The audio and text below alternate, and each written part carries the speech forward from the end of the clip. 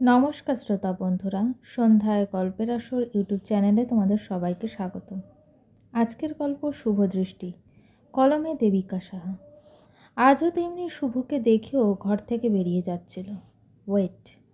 দৃষ্টি বেশ বুঝতে পারছে যে শুভর একটা কথাতেই ওর বুকটা কেমন কাঁপছে। এই লোকটাকে ভীষণ ভয় লাগে, হয়তো তার জন্যেই। দৃষ্টিকে দাঁড়িয়ে পড়তে দেখে এবার শুভ সোফা থেকে উঠে ওর দিকে এগিয়ে এলো। তোমার দেখছি ভীষণ ইগো। কি দেখাতে চাইছো যে তুমি আমাকে পাত্তা দাও না? ডক্টর শুভঙ্কর দিকে পাত্তা না দিয়ে তার মুখের সামনে চলে যেতে পারো, এমন দুঃসাহস তোমার আছে? এটাই দেখাতে চাইছো তো? এরকম কথার কোনো উত্তর দেওয়া মানে আবার দুটো কথা বাড়ানো। তাই কোনো উত্তর না দিয়ে চুপচাপ দাঁড়িয়ে রইল মেয়েটা। আর দৃষ্টির এই অত্যাধিক চুপ থাকার ব্যাপারটাই শুভর পছন্দ হয় না। এরকম দেখলে মনে হয় সমস্ত অহংকারকে একেবারে ভেঙেই গুঁড়িয়ে দিই। তোমাকে একটা কথা জিজ্ঞেস করেছি, উত্তর দেওয়ার কি প্রয়োজন মনে করছো না? না, আমি নিজেকে এমন কিছুই ভাবি না যেরকমটা আপনি ভাবছেন। আসলে আমার আহেলের সঙ্গে কয়েকটা কথা ছিল কলেজের ব্যাপারে, তাই আমি ওর ঘরে যাচ্ছিলাম। আপনার কি কিছু লাগবে? লাগলে বলুন, আমি এনে দিচ্ছি। এতটা শান্ত ব্যবহার একেবারেই আশা করেনি শুভ। মাথাটা যেন রাগে ফেটে যাচ্ছে। এত ইগো কি করে থাকে একটা মানুষের মধ্যে? দৃষ্টিকে আচমকায় নিজের দিকে টেনে নিয়ে দেওয়ালের সঙ্গে শক্ত করে চেপে ধরল। আমার তোমাকে লাগবে, শুনে নিয়েছো? এবার বলো, পারবে দিতে? দৃষ্টির দিকে তাকিয়ে চোখে চোখ রেখে কথাটা বলল শুভ। সেই দৃষ্টিতে যেন আগুন জ্বলে আছে। শুভকে এভাবে দেখে আবারও ভয়ে বুকটা কেঁপে উঠল দৃষ্টির।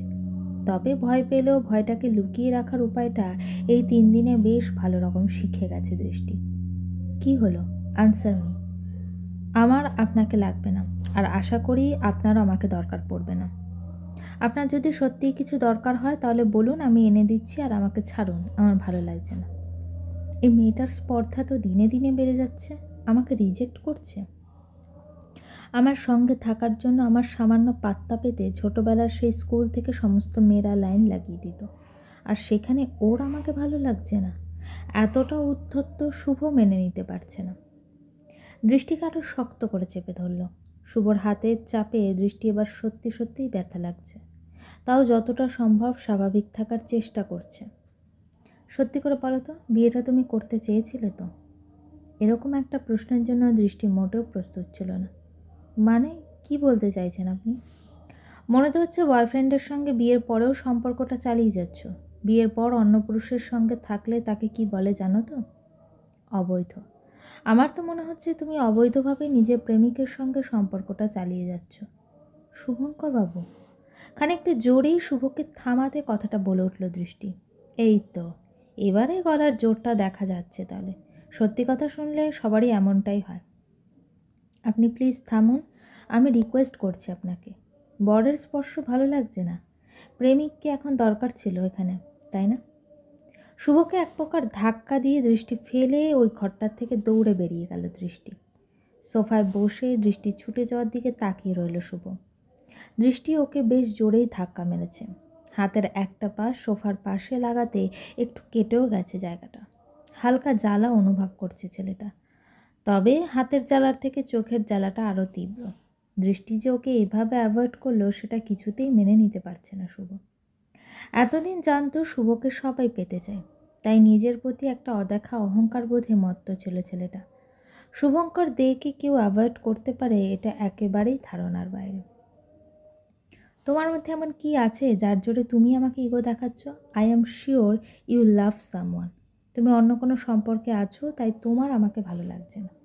বেশ, আমিও খুঁজে বের করব তোমার এই ভিতরের গল্পটা। তোমার এই ভালো ভালো সেজে থাকাটা আমিও আর বেশি দিন হতে দেব না। তোমার মুখস্থ আমি টেনে খুলবই। মিলিয়ে নিও মিস দৃষ্টি। আহেলির ঘরে এসে অনেকক্ষণ চুপ করে বসে আছে দৃষ্টি। আসলে আহেলি ঘরে নেই, কোথাও হয়তো বেরিয়েছে। আহেলিকে এসে ঘরে দেখতে না পেয়ে একবার ফোন করেছিল দৃষ্টি। তখনই আহেলি ওকে অপেক্ষা করতে বলল ও কাছাকাছি আছে, এক্ষুনি চলে আসবে। আহেলির ঘরটা বেশ সুন্দর করে সাজানো। এদিক ওদিক জুড়ে এটা সেটা ডিজাইনার শোপিস, ওগুলোই ঘুরে ঘুরে দেখছিল মেয়েটা। তোমাকে অনেকক্ষণ ওয়েট করলাম, তাই না বৌমনি? হন্তদন্ত হয়ে ছুটে আসতে আসতে দৃষ্টির উদ্দেশ্যে কথাটা বলল। না না, আমি ঠিক আছি। আমারও বেশ ভালো লাগছিল তোমার ঘরটা ঘুরে দেখতে। বেশ করেছো। চলো তো এবার বসো, তোমার জন্য একটা জিনিস আছে। আমার জন্য? হ্যাঁ হ্যাঁ, তোমার জন্য, তুমি বসোই না। দৃষ্টিকে সোফার ওপর বসিয়ে দিয়ে ওর পাশে নিজেও বসে পড়ল আহেলি। কাঁধের স্লিং ব্যাগটা পাশে নামিয়ে ব্যাগ থেকে একটা প্যাকেট বের করলো। এই নাও, এটা তোমার জন্য। এটা? আরে ভেজিটেবিল চপ, একটা তোমার একটা আমার। সবিতা মাসিকে বলবো মুড়ি মেখে দিতে। একটু আচার দিয়ে মুড়ি মাখা আর তার সঙ্গে তেলে ভাজা। উফ, যা লাগে না। দৃষ্টির বেশ অবাক লাগলো আহিলির এমন একটা পছন্দ শুনে। এই বাড়িতে যে কেউ চপমুড়ি পছন্দ করতে পারে সেটা কল্পনাতেও ভাবেনি। তাই একটু সাহস নিয়ে পরের প্রশ্নটা করেই ফেলল। তুমি চপ খেতে পছন্দ করো আহিলি? একদম বৌমনি, খুব পছন্দ করি। তবে কি বলো তো, আজকের এটা কিন্তু আমি কিনিনি, একজন কিনে পাঠিয়েছে। আমার মুখে যখন শুনলো তুমি আমার জন্য অপেক্ষা করছো, তখন তোমার জন্যও পাঠিয়ে দিল। কে বলো তো? এটা খুব সিক্রেট কিন্তু বৌমনি, কাউকে বলা যাবে না। সুজাত আমার বন্ধু। বন্ধু বললে ভুল হবে, মানে আমার বয়ফ্রেন্ড। আমি কিন্তু তোমাকে আমার সিক্রেটটা বলে দিলাম, তুমি কিন্তু কাউকে বলবে না। আসলে বাড়িতে এখন বিষয়টা জানাজানি হয়ে গেলে খুব সমস্যা হবে গো। সুজাত তো এখনও চাকরি পায়নি, এখনই বিয়ে করাটাও সম্ভব না। সেই জন্যই যতদিন আর কি চাকরি না পাচ্ছে ততদিন আমি এসব বিষয়ে বাড়িতে বলতে চাই না। ওকে যোগ্য সম্মানের সঙ্গে আমার বাড়ির লোকের সঙ্গে পরিচয় করাবো। আহেলের কথাগুলো শুনে অবাক হয়ে গেল দৃষ্টি। দুই ভাই বোন কত আলাদা। একজন মানুষকে মানুষই ভাবে না, আর একজন এত সম্মান দেয় নিজের ভালোবাসার মানুষকে। আহেলের হাতের ওপর নিজের হাতটা রাখলো দৃষ্টি। চিন্তা করো না, আমি কাউকে বলবো না। তবে আমারও একটা শর্ত আছে কিন্তু। কি? কি শর্ত বৌমনি? ও মা, হবু নন্দায়ের সঙ্গে পরিচয় করব না বুঝি? এবারে দৃষ্টি আর আহিলে একসঙ্গে হেসে উঠল। এদিকে কোনো একটা কাজে আসছিল শুভ। আহিলের ঘরের দৃষ্টির কলার আওয়াজ পেতেই ঘুরে দাঁড়ালো। জানালার পাশটা দিয়ে ভেতরটা বেশ স্পষ্টই দেখা যাচ্ছে। দৃষ্টির হাসি মুখটা দেখে চোয়ালটা শক্ত হয়ে এলো শুভর। তার মানে তুমি হাসতে পারো? সবার সামনে তুমি অন্যরকম, শুধু আমার সামনে ইগো দেখিয়ে চলো। তোমার এই ইগো কী করে ভাঙতে হয় সেটা আমি খুব ভালো করেই জানি। কথাটা ভেবেই ওখান থেকে চলে গেল শুভ। রাতে খেতে বসে খাবারের টেবিলে নিজের পছন্দের বেগুন পোড়া দেখে একটু অবাক হলো শুভ। ওয়াও সবিতা মাসি, তুমি মনে করে আজকে বেগুন পোড়া বানালে? শীত পড়তে না পড়তে আমার ফেভারিট ডিশ। দাও দাও দাও, আমার রুটিটা তাড়াতাড়ি দাও। I can't wait. কথাগুলো বলতে বলতেই টেবিলের উপরে রাখা বাটি থেকে এক চামচ বেগুন পোড়া নিয়ে নিজের থালায় তুলে নিল শুভ। ভীষণ টেস্টি হয়েছে। তুমি আজকে আমার মনটাই ভালো করে দিলে মাসি। কিন্তু ওই বেগুন পোড়া তো আমি বানাইনি, ওটা তোমার বউ বানিয়েছে ছোট্টা। এই মেয়ে, দেখ দেখ, প্রথম রান্না খেয়েই তো তোর বর একেবারে প্রশংসায় পঞ্চমুখ। এতক্ষণ শুভ যতটা উৎসাহের সঙ্গে খাবারটা খাচ্ছিল, দৃষ্টির নামটা কানে যেতেই মুখের হাসিটা মিলিয়ে গেল। ব্যাপারটা নজরে আসতেই জয়শ্রী দেবী ব্যাপারটা সামলে দিতে শুভর থালায় আরও খানিকটা বেগুন পোড়া আর দুটো রুটি তুলে দিল। ঠিকই রে, দৃষ্টি কিন্তু রান্নাটা দারুণ করেছে। নে, এবার তাড়াতাড়ি খেয়ে নে, এরপর ঠান্ডা হয়ে গেলে আর ভালো লাগবে না। শুভর মুখে নিজের প্রশংসা শুনে তাৎক্ষণিক ভালো লাগলেও একটু পরে আবার শুভর ব্যবহারে খারাপ লাগলো। অবশ্য ওনার কাছ থেকে এর চেয়ে বেশি কী বা আশা করা যায়? উনি যে আমার রান্না করা খাবারটা মুখে খাবেন না বা মুখে তুলবেন না, এটাই তো স্বাভাবিক। এইসব ভাবনার মধ্যেই শুভর সঙ্গে একবার চোখাচোখি হতেই তাড়াতাড়ি চোখটা সরিয়ে নিয়ে রান্নাঘরের দিকে এগিয়ে গেল মেয়েটা। একটা ছবি আঁকলে বেশ হয়। নিজের ড্রয়িং খাতাটা উল্টাতে উল্টাতে মনে হলো আবার করে ছবি আঁকলে বেশ হবে। আজকে রাতে কিছুতেই ঘুম আসতে চাইছে না। রাত 1টা বাজে। ঘুম আসছে না দেখেই নিজের ট্রলি থেকে ড্রয়িং খাতাটা বের করছিল দৃষ্টি। একের পর এক নিজের আঁকা ছবিগুলো দেখতে বেশ ভালোই লাগছিল। আসলে কিছু সময় নিজের সৃষ্টির মধ্যে নিজেকে খুঁজে পাওয়া যায়। পেজগুলোতে উল্টালে উল্টাতে একটা বুদ্ধর ছবি এসে উল্টানোটা থেমে গেল। প্রথম অয়েল প্যাস্টেলে এই ছবিটা রং করা। স্কুলে এক বন্ধুর কাছ থেকে অয়েল প্যাস্টেলটা শিখেছিলাম। তারপর একবার জন্মদিনে নিজেই নিজেকে এই অয়েল প্যাস্টেল কালারটা গিফট করেছিল। ছবিটার দিকে তাকাতেই এমনি ঠোঁটের কোনো একটা পরিতৃপ্ত হাসি ফুটে উঠল দৃষ্টি। ছবি দেখতে দেখতে যে কখন ঘুমিয়ে পড়েছে সে খেয়াল নেই। আজকে সকালটা শুরু হলো একটু অন্যভাবে। প্রতিদিন যেমন দৃষ্টি আগে ঘুম থেকে ওঠে, আজকে নিয়মটার একটু বদল হয়েছে। ভোর 5টা নাগাদ শুভর ঘুম ভেঙে গেছে আজ। ঘুম থেকে উঠে একেবারে স্টাডি রুমের দিকে চোখ গেল। লাইটটা জ্বালানোই ছিল।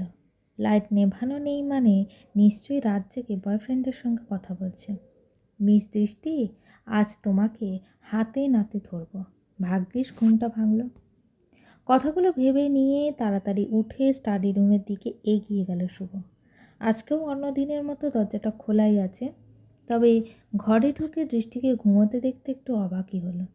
কি একটা মনে হতেই দৃষ্টির দিকে এগিয়ে গেল। ঠিক কিভাবে শুতে হয় সেটাও জানে না। সোফার ওপরে ঠিক করে শুলেই তো হয়। সোফাটা যথেষ্ট বড়, তা না টেবিলের ওপর মাথা রেখে। অবশ্য এটাই তো করবে, নিজেকে তো দুঃখী দেখাতে হবে তো, যত সব। এইসব ভাবতে ভাবতেই চোখটা একবার টেবিলের ওপর যেতেই চমকে উঠল শুভ। এই ছবিটা, এটা তো বড্ড চেনা ওর কাছে। খাতাটা তাড়াতাড়ি নিজের হাতে নিল, যদিও খাতাটা হাতের নিচ থেকে সরাতেই একটু দৃষ্টি নড়ে চড়ে উঠল, তবে খুব সাবধানে শুভ খাতাটা নিজের কাছে নিল। হ্যাঁ, এই ছবিটাই তো আমি চিনি। এটা তো আমাকে দীপা পাঠিয়েছিল একবার। কিন্তু ওর আঁকা ছবি এই মেয়েটার কাছে আসবে কি করে? আচ্ছা, আমার কোথাও ভুল হচ্ছে না তো? কথাটা মনে হতেই খাতার পাতা উল্টোতে লাগলো ছেলেটা। এরপর শুভর জন্য আরও কয়েকবার চমকে যাওয়া বাকি ছিল, কারণ অন্য পাতায় যে ছবিগুলো আছে তার অনেকগুলোই শুভর চেনা। দীপা মেয়েটা ভালো ছবি আঁকতো, আঁকা নিয়েই ওদের মধ্যে কথা হতো। দীপাই নিজের কয়েকটা আঁকা শুভকে পাঠিয়েছিল, আর দৃষ্টির ড্রয়িং খাতাগুলোই এই রকম। এই খাতাটা এখানে কি করে এলো? এতদিন পর দীপার কোনো ঠিকানার সন্ধান একটা খোঁজ পেতেই একটা অজানা উত্তেজনায় ভরে উঠল মনটা। এই মেয়েটা কি দীপাকে চেনে? নাহলে দীপার খাতা ওর কাছে আসবেই বা কী করে? আমাকে জানতেই হবে। আমি কালকে ওকে জিজ্ঞাসা করব দীপার কথা। আমি তোমাকে ঠিক খুঁজে বার করব দীপা, আই প্রমিস। আজ বেশ সকাল করে এই দৃষ্টি বেরিয়ে গেছে আহেলির সঙ্গে। আসলে কলেজের আগে আহেলির সঙ্গে একবার শপিংয়ে যাবে। ওর একটা বন্ধুর জন্মদিনের নিমন্ত্রণ আছে, তাই গিফট কেনার জন্য। আহেলি জোর করল দৃষ্টিকে যাওয়ার জন্য, আর বাড়িতে এখন কোনো কাজ নেই তেমন, তাই আহেলির সঙ্গে বেরিয়ে এলো দৃষ্টি। আজকে সকালে ব্রেকফাস্ট টেবিলে দৃষ্টিকে দেখতে না পেয়ে একটু আশ্চর্যই হলো শুভ। এই কয়েকটা দিন খাওয়ার টেবিলে আর কেউ থাকুক না থাকুক, দৃষ্টির সন্ধান ঠিক পাওয়া যেত। আজ তবে কোথায় গেল? সকালেও ঘরে দেখলাম না, এখন এখানেও নেই। আজই আমার ওকে ভীষণ দরকার, আর আজকেই নেই। একবার কি মাকে জিজ্ঞাসা করবো ওর কথা? কিন্তু নিজে থেকে ওর কথা জানতে চাইছি বলে যদি ভেবে বসে আমি বিয়েটাকে মেনে নিয়েছি। না না, দরকার নেই। আহেলিকেও তো দেখছি না, আহেলির সঙ্গে কি তাহলে কোথাও বেরোলো? মা, আহেলিকে তো দেখতে পাচ্ছি না, এত তাড়াতাড়ি কলেজে বেরিয়ে গেল। ছেলেকে নিজের সঙ্গে স্বাভাবিকভাবে কথা বলতে দেখে অনেক দিন পর বেশ ভালো লাগলো জয়শ্রী দেবী। আহেলি একটু আগে বেরিয়েছে, আজ কী সব কেনাকাটা আছে বললো। দৃষ্টিকেও সঙ্গে নিয়ে যেতে বললাম। মেয়েটা ঘরে একা একা বসে বোরিং হয়, তাছাড়া দৃষ্টির তো আজ থেকে কলেজ শুরু। ও, তার মানে আহেলির সঙ্গে গেছে। উফ, আজকেই বেরোতে হলো। আমার যে ওর সঙ্গে খুব দরকার। আমার দীপার খোঁজটা একমাত্র ওই দিতে পারে আমায়, সেই জন্য আমাকে যে এখন একবার তোমার কাছে যেতেই হবে মিস দৃষ্টি। দীপার ব্যাপারে আমি একটুও দেরি করতে চাই না। ঘড়ির কাঁটায় এখন দুপুর 1টা।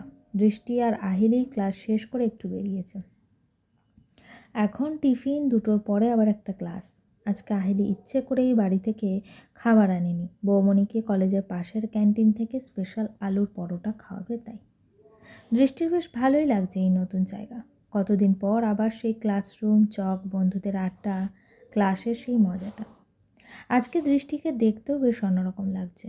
একটা সবুজ রঙের লং চুড়িদার পরে একটু অন্যরকমই দেখাচ্ছে মেয়েটাকে। জয়শ্রী দেবী নিজেই আজকে দৃষ্টিকে চুড়িদারটা পরে যেতে বলেছে। চুলগুলো ছেড়ে দিয়েছে, কানে ছোট ছোট দুটো দুল, ঠোঁটে হালকা লিপস্টিক, কপালে একটা ছোট্ট কালো টিপ। এতেই ভীষণ রকম সুন্দর দেখাচ্ছে দৃষ্টিকে। এই বৌমণি, ফুচকা হবে? এখন দুপুরবেলা ফুচকা? উফ বৌমণি, চলোই না, কলেজে আসলে এইসব হেলদি ডায়েট ঠায়েট একটু আধটু ভাঙতে হয়। আহেলি দৃষ্টির হাতটা ধরে জোর করে ফুচকার দোকানে নিয়ে গেল। কাকু, একটু ঝাল ঝাল করে আলুটা মাখবে, আর টক জলটা যেন টক হয়, আগের দিন কিন্তু টক কম ছিল। আহেলির ফুচকা নিয়ে এত গবেষণা শুনে দৃষ্টি হা হয়ে ওর দিকে তাকিয়ে রইল। হায় আহেলি, তোরা এখানে একা একাই ফুচকা খেতে চলে এসছিস? আমাকে ডাকবি তো? দৃষ্টি তাকিয়ে দেখলো ওদের বয়সী একটা ছেলে, পিঠে ব্যাগ, তার মানে হয়তো এই কলেজের স্টুডেন্ট, আহেলির বন্ধু হয়তো। হাই দিব্য, আয় আয়, তুইও জয়েন কর আমাদের সঙ্গে। বৌমনি, ও হলো দিব্যেন্দু, ও ম্যাথের স্টুডেন্ট, ও খুব সুন্দর গান গায় জানো তো বৌমনি। আর দিব্য, এ হলো আমার বৌমনি, আমার একমাত্র ছোট্টার বউ। ইতিমধ্যে ফুচকাটাও রেডি হয়ে গেছে। দুটো ফুচকা শেষ হতে না হতেই তোর ফোন। সেটাই তো দেখছি। শোন না, তোরা ফুচকাটা খা, আমি 5 মিনিটে আসছি। গাড়ির স্টিয়ারিংটা শক্ত করে হাতটা চেপে নিল শুভ। দৃষ্টির কলেজে এসে একটা ছেলের সঙ্গে ফুচকার দোকানে। ছেলেটা কে? তবে এই ছেলেটাই কি দৃষ্টির বয়ফ্রেন্ড? গল্পটি কেমন লাগলো অবশ্যই আমাকে কমেন্ট করে জানিও। আর আমার চ্যানেলের গল্পগুলো যদি তোমাদের ভালো লেগে থাকে, চ্যানেলটিকে সাবস্ক্রাইব করে পাশে থেকো। গল্পের পরবর্তী অংশ খুব শীঘ্রই আসছে।